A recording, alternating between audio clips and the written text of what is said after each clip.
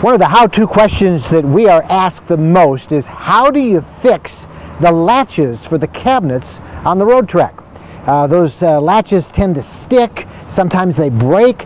What can we do as owners of a Roadtrek to make sure that doesn't happen?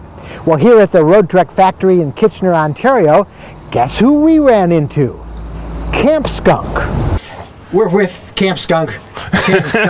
We're together again. You caught me. All right. Okay. And we're going to talk about an issue that is a big one for a lot of Roadtrek owners, and that is latches that either break or are hard to open. And maybe you can explain how we can make that a little easier. Okay. The problem with the latches on a lot of these Sprinter models and also on some of the Chevys is that they get stuck, and when they get stuck, people get violent with them. Here's the cabinet. Of course, you press on the button. Once the button is out, the theory is the cabinet will open. But when they get stuck like this, the best thing to do is to push up. You saw me with my thumbs. I'm pushing up until it comes loose. Don't pull straight out. Here's why. Here's what the latch looks like. If you look at it, this beveled off part is the part that catches the little latch mechanism right here. But the problem is, if you have it adjusted wrong, you're down here on the flat part, and you're pushing in on this absolutely flat part of it, and nothing is going to happen. You have to hit the slanted part on the catch in order for the latch button to go in. If you have one that's sticking, you can, because these go out of adjustment all the time due to changing humidity and how much stuff you put in the cabinet, you can fix them yourself. Because this latch is too low, we want to raise the cabinet, and here's how you do it. You go to, there are two screws on the hinge against the top part. You go to the one that's nearest the door and you screw it out to raise the cabinet.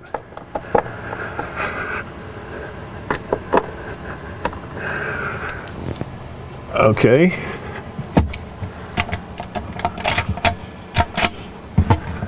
Now, I've raised it so much that it won't even stay shut.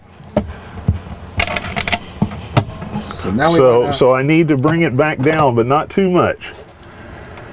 I want to screw it in a little bit. Let me try about 3 turns on each side. See if it'll stay latched now.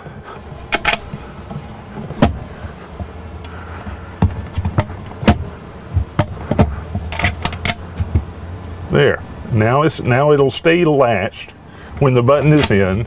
It'll open when the button is out, and you have a well-behaved cabinet once again until it goes back out of adjustment.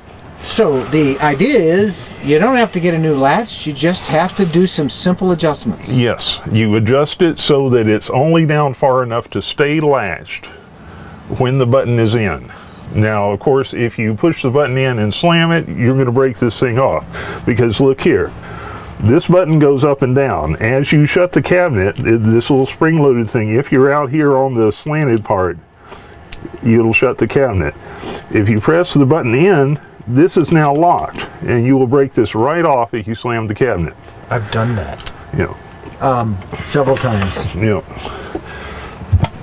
So I think this one is, it opens when it's open. It stays shut when it's shut, and it seems to be in good adjustment. Another life-saving tip from CampSkunk. Thank you. Okay. Now, look at that. This one is messed up because see, it won't stay latched.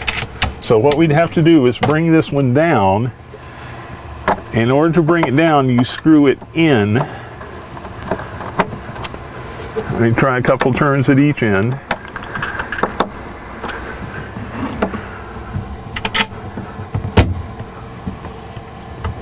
Okay.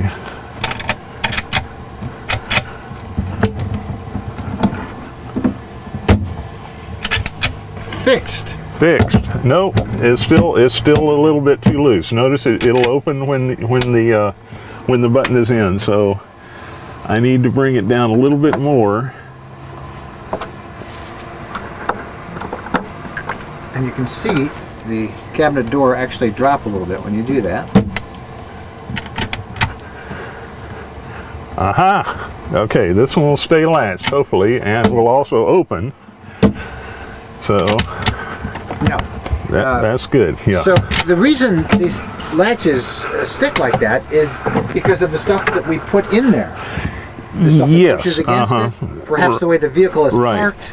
If you, this is just regular shelving material. The weight of this will change the shape of the cabinet thing. Pull the sides in and make the bottom sag.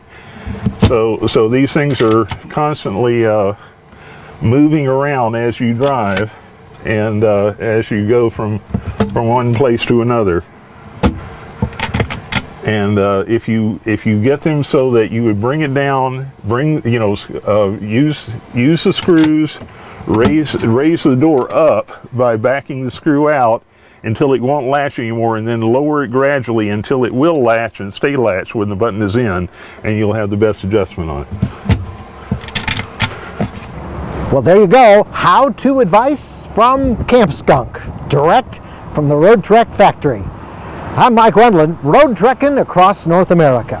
Thanks for watching.